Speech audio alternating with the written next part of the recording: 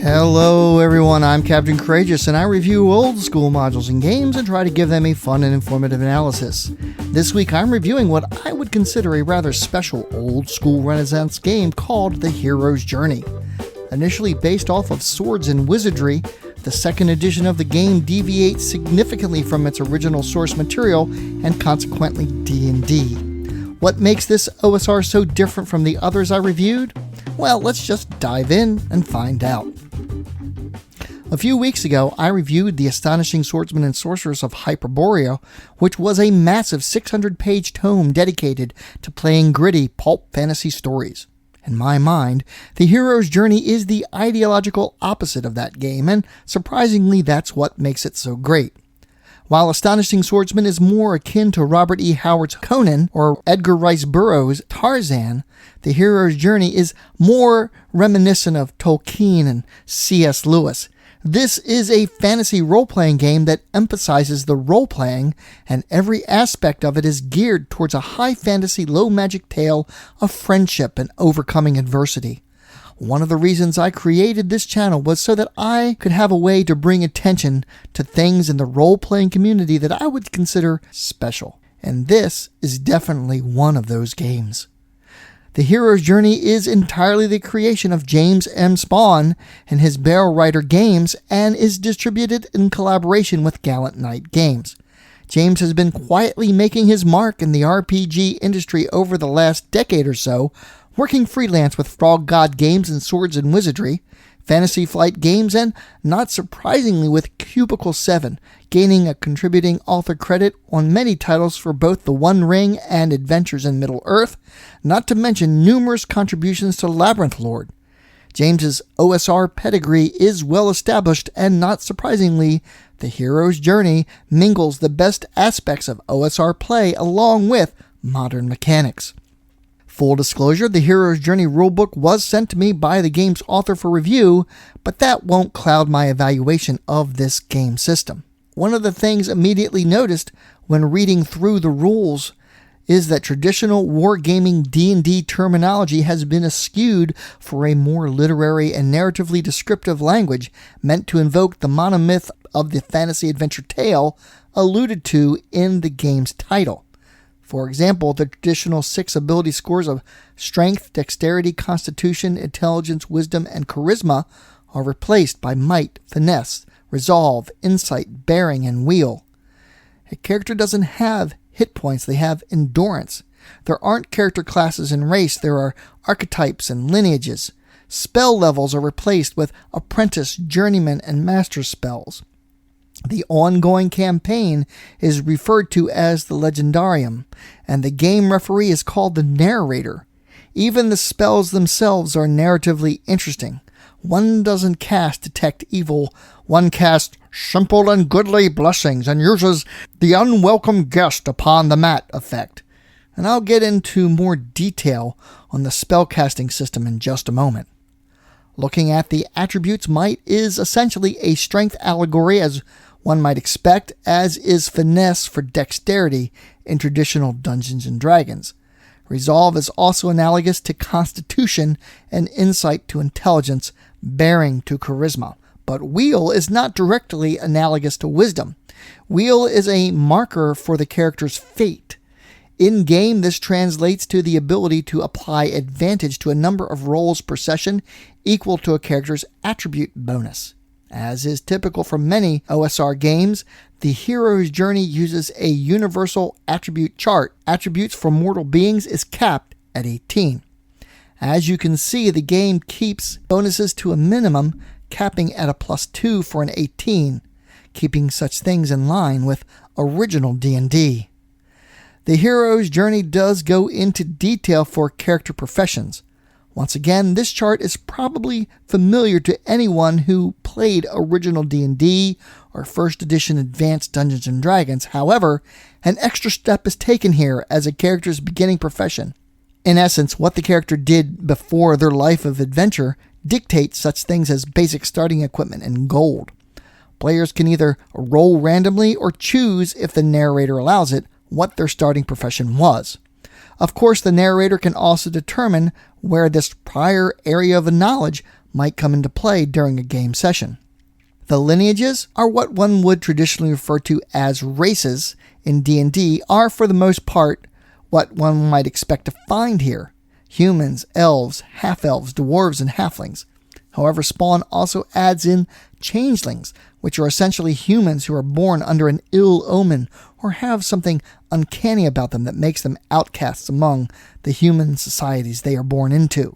The player gets to determine what that thing is. Note also that it is a character's lineage that determines what dice the player rolls when determining their attribute scores. There are also level limits for the various archetypes listed for each lineage. Changelings experience time differently than everyone else and therefore get a +1 to initiative. This ability is called just beyond the reach of time. They can automatically see incorporeal and invisible creatures and gain advantage on saving throws against Breathed and Silver spell. They also have Starsight, which grants them the ability to see in low light conditions and tend to be ignored by sentient creatures.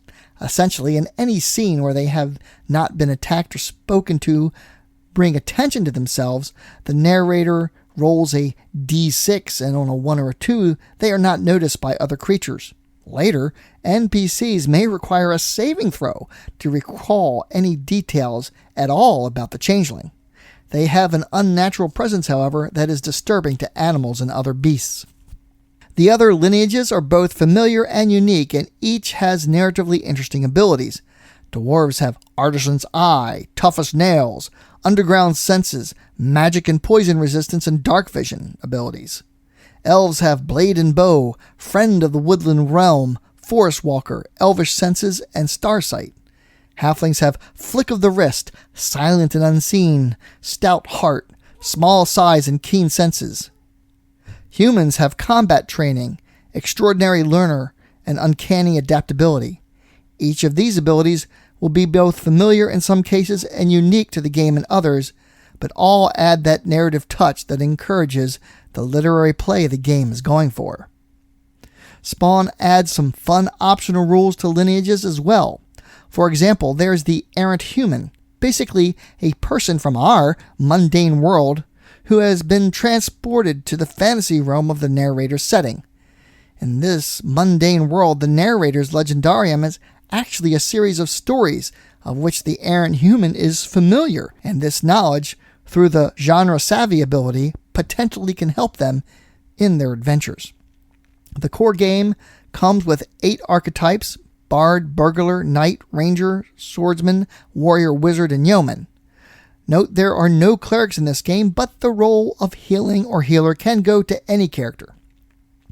Each of the character archetypes is very detailed with some interesting special abilities. Some are as one might expect, such as the Forestry and Giant Slayer abilities of Rangers, but there are some interesting enhancements for each as well in the form of what the game refers to as prerequisite abilities.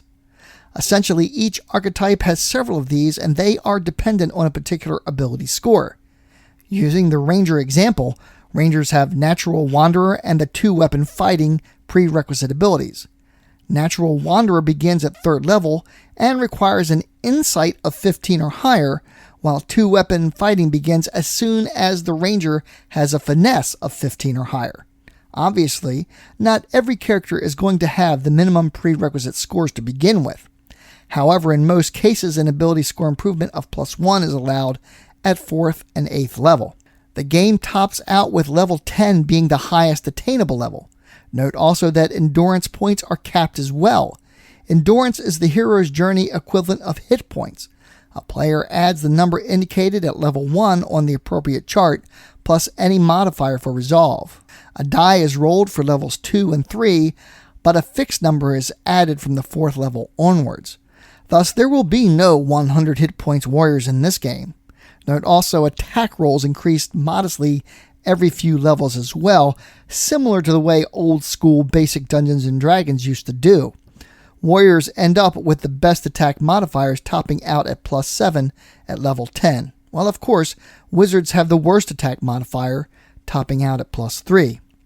Lastly, beginning at 2nd level, archetypes gain 1 myth point, possibly 2 at the narrator's discretion each level.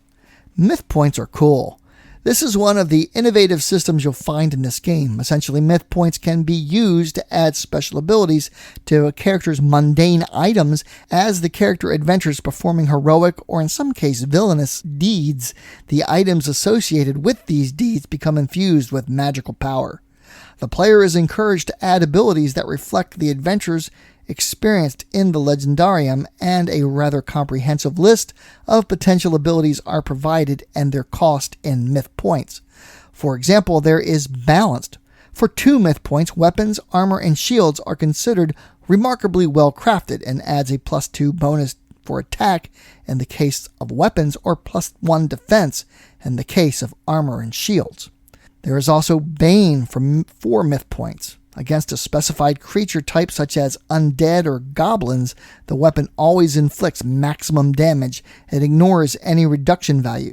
Conversely, Bane armor and shields increase the reduction value by 2. In addition, if the Bane creature is within 120 feet of the item, it glows slightly. Other equipment aspects include such things as Dwarf Forged, Elvencraft, Renowned, and Valiant, to name a few. Equipment weight is handled using an abstract system, allowing a character to carry a number of significant items equal to their might attribute. There is a moderate weapons list using variable weapons damage, with each weapon getting a descriptor blurb as well. Armor, however, really gets a complete rewrite and overhaul in an interesting way. Armor types include Jerkin, Brigandine, Hauberk, Corselet, and Plate. Armor in the hero's journey does not prevent a character from getting hit, but a reduction value that subtracts from the damage when a character is hit, ranging from between 1 for a Jerkin and 5 for plate armor. Even if the reduction value takes the damage to 0 or less, a successful attack will still do at least 1 point of damage. Shields, however, do reduce the chance of being hit by adding to the character's defense rating, as shown on this chart here. Large shields provide great defense but give disadvantage when attacking and are likely only useful in large-scale engagements, while the small shield provides the best in defense and mobility. This option was actually almost identically suggested 30 years ago in the dawn of the Emperor's box set, as you can see here. I am a big fan of this alteration to the standard D&D armor system. Experience points in the hero's journey, as expected, are not awarded for slaying monsters, but how accurately a player adheres to their character concept, acts in a heroic manner, putting themselves in danger for the group, and other things like making everyone laugh at the table or encouraging others to get involved in roleplay. Now let's talk about the combat system for a moment. This is an amalgam system as it borrows and modifies the best aspects of traditional D&D with modern aesthetics. The concept of advantage and disadvantage is quite prevalent in the game.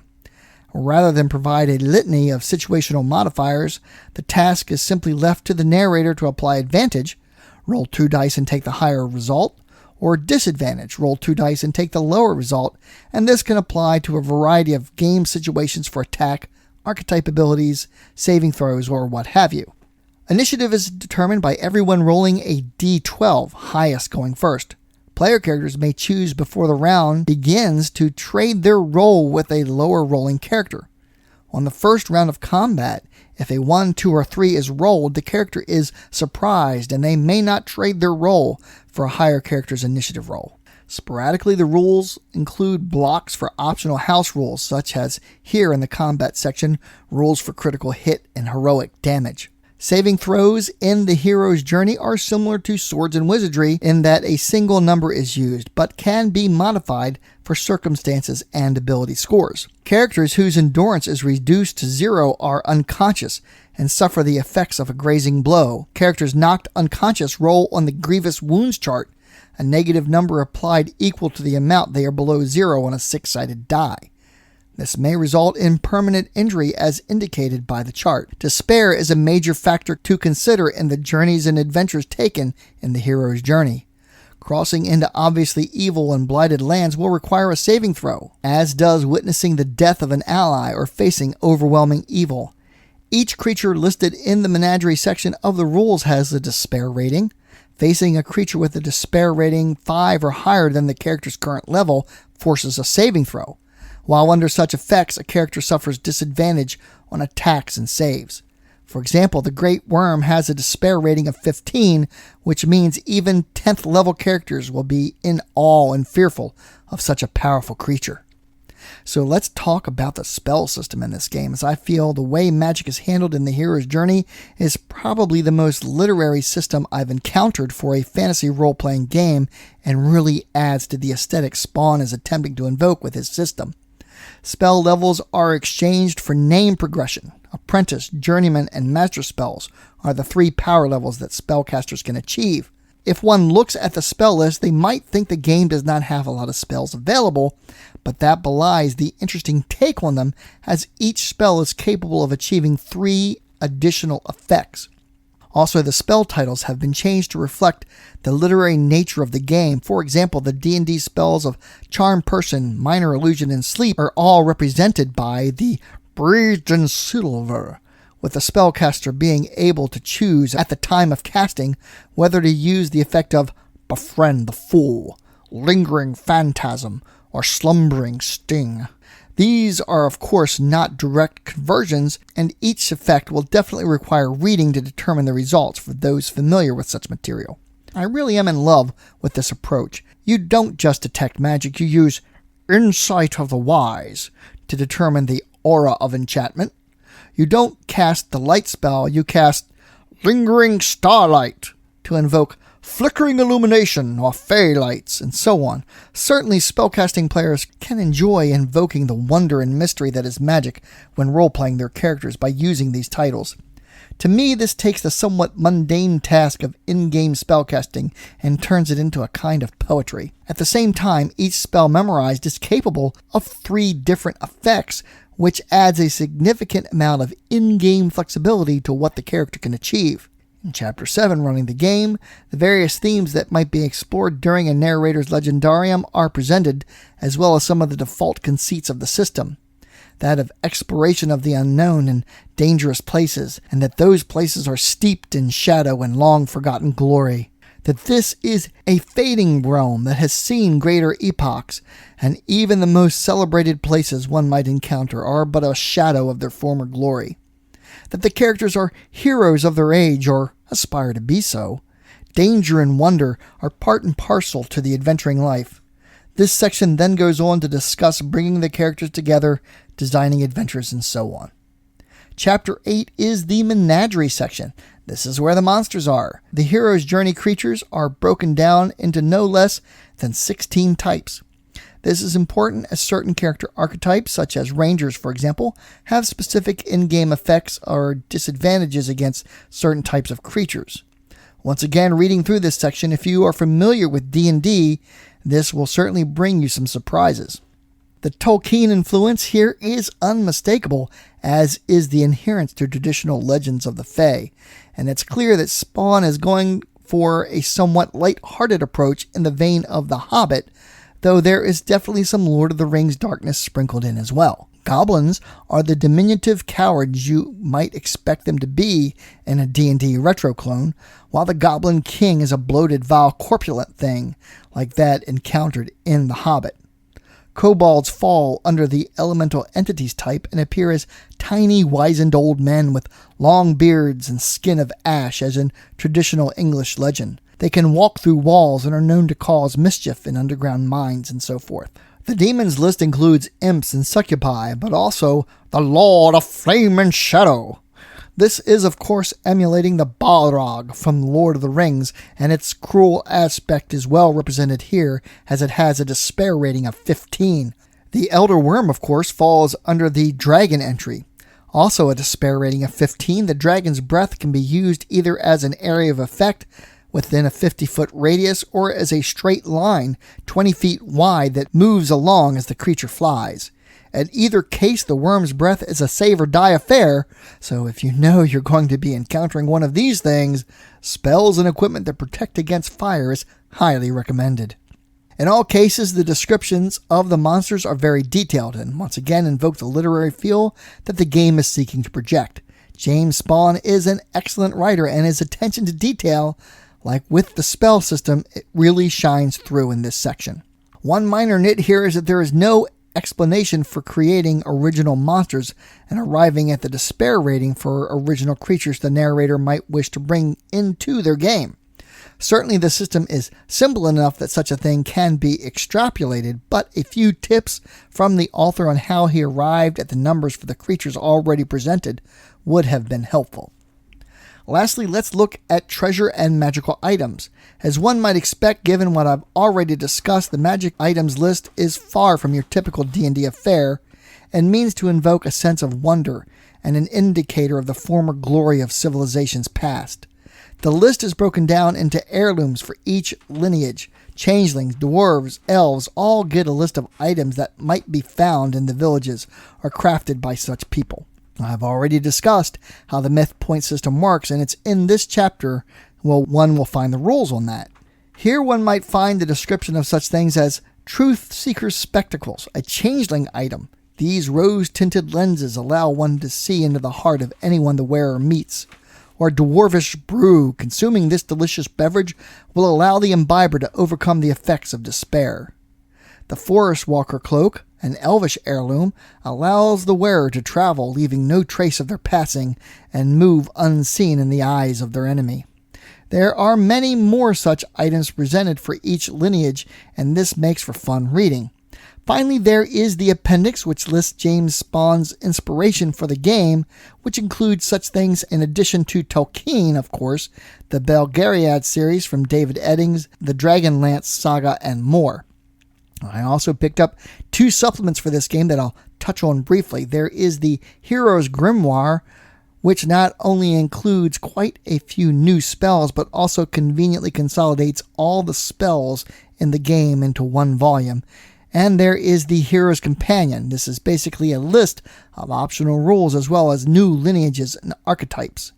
The lineages include such things as the ability to play a goblin, which could be a lot of fun, a gnome, or a rover. This one seems a bit off the rails to me, as I find that playing a small terrier dog might be fun for a few sessions, but over the course of an entire campaign might be limiting. More interesting to me is the Scion, which is a long-lived human type from a fallen realm of ancient majesty, invoking the Númenóreans of Tolkien legendary. There is the Skin Changer, a very large human that can assume the form of a massive grizzly bear, such as the Bjorn character in The Hobbit. There are also 7 variant archetypes to play as well. There are a ton of optional rules, which include more combat tactics, ways to use myth points, some rules on downtime, and a lot more. Definitely worth picking up. The cover art for The Hero's Journey is by John Hodgson and is absolutely charming, invoking the sense of wonder and journey that the game is about. Interior art is by Nicholas Giacondina and Mike Brado, and is also quite charming with an old school feel to it, but at the same time, a style all its own that encapsulates the themes in the rules. The Hero's Journey, The Hero's Companion, and The Hero's Grimoire can all be picked up at DriveThruRPG in either PDF or print on demand, or both. The Hero's Journey is a 217-page digest-sized booklet that is on sale for $34.99 for a softcover edition or $44.99 for the hardcover. The PDF and softcover for the 85-page companion is $24.99, and the Hero's Grimoire is just $9.99 for the PDF and softcover booklet. A PDF character sheet is also available for download at no cost. So let's take a look at the Hero's Journey on my D20 scale of style, presentation, and value. Style-wise, everything about this is a joy to look at for me. The digest-sized booklet, the easy-to-read pages, along with the artwork invokes the themes of the rules and appropriately sets expectations. I'll rate this a 19. Presentation of the rules is very well organized, and the table of contents is excellently notated with all pertinent sections. Unfortunately, an index was skipped. As y'all know, this is a bit of a thing with me. A table of contents is good, but it does not tell you where to find all references on a particular topic. Of course, the PDF is searchable, but at the game table or when you're just out and about with no access to a computer, the lack of an index can make finding a particular rule or topic previously read frustrating. However, what this game does amazingly well is invoke its themes and makes applying them in-game amazingly easy. If you are looking for a fun, easy to play, low magic epic fantasy tale in the vein of Tolkien and C.S. Lewis, but would prefer to homebrew your setting and avoid the baggage that comes with a well-established setting like Middle-earth, then this game is for you. For me, the biggest issue with role-playing in Middle-earth has always been that the big story of the setting has already been told and the heroes of that tale well established. However, the hero's journey is able to take the fellowship of the characters and their ideals of overcoming evil, the sense of wonder and the lament of great things lost to time, and represent them in these roles. Everything is geared towards ease of play with a major emphasis on role-playing. The various systems in game, the rewrite of the ability scores, the classes, the races, the combat system, myth points, all of it innovative and fun. The lightweight digest-sized rulebook is easy to carry with you and easy to read. Gamey crunch is there, but it's in the background, with the wargame aspects moved near invisibility. The literary prose of the author makes these rules fun to read. Obviously, I feel that presentation should be a natural 20 here, but the lack of an index precludes me from awarding it that rating, so I'll have to rate it an 18. Finally, let's look at value. The PDF alone is just $14.99, but obviously the print version is what most of us old schoolers preferred. I'm definitely favoring the softcover version here as the best value, but I fear that the $34.99 price tag might chase some potential buyers away. Keep in mind that one receives a full and complete game for that price, and it becomes a lot more palatable. I'll rate the value a 17. That brings my overall rating for the hero's journey to an 18. Very good. James Spahn has really created something special with this rule set, and I find myself enamored with it. There is a charm and sweetness that makes this a standout, not just in the OSR community, but in fantasy role-playing games in general. This is a game about the bonds of friendship, overcoming adversity, and transformative, heroic journeys of adventure and wonder. James is also in the works, adding more supplements, which include a setting book, an 8-adventure compilation, and more. James even informed me that there's a soundtrack being produced, so please check out his blog for all the updates on the games and articles in the game itself. A link is in the description. Thank you all so much for watching.